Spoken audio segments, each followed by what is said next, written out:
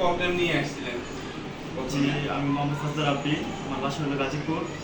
আমার প্রবলেম ছিল হলো L5S1 থেকে ওই যে 60 থেকে নার্ভ পায়ের গোড়ালি পর্যন্ত, মানে কোমর থেকে গোড়ালি পর্যন্ত প্রচণ্ড রকমের ব্যথা ছিল।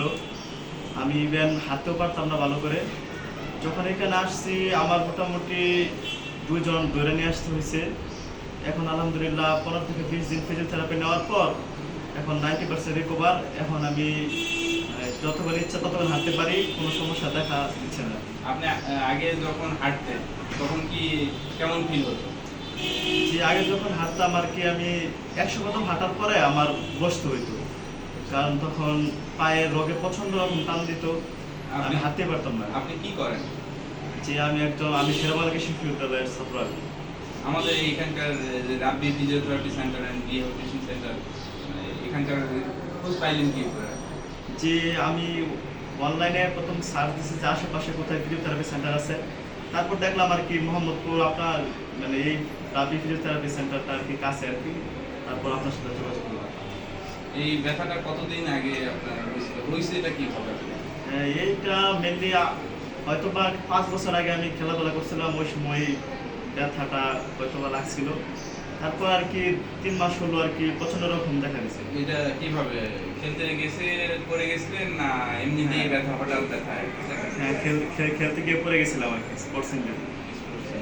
এরপরে আমরা যে ব্যায়ামগুলো দেখাইছি এবং ব্যায়ামগুলো করাইছি, আমাদের সেন্টারের প্রতি সন্তুষ্ট?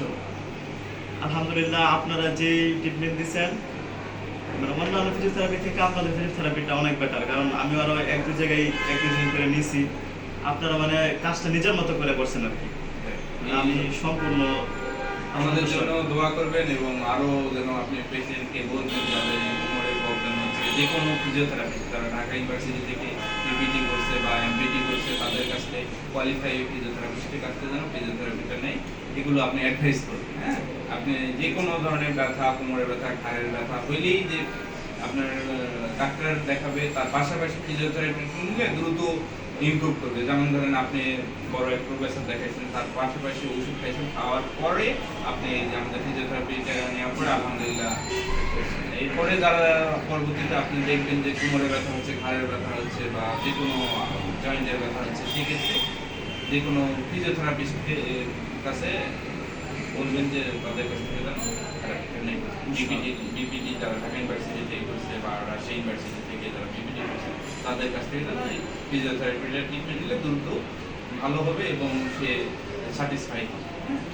আমাদের জন্য দোয়া করবেন ইনশাআল্লাহ। আসসালামু আলাইকুম।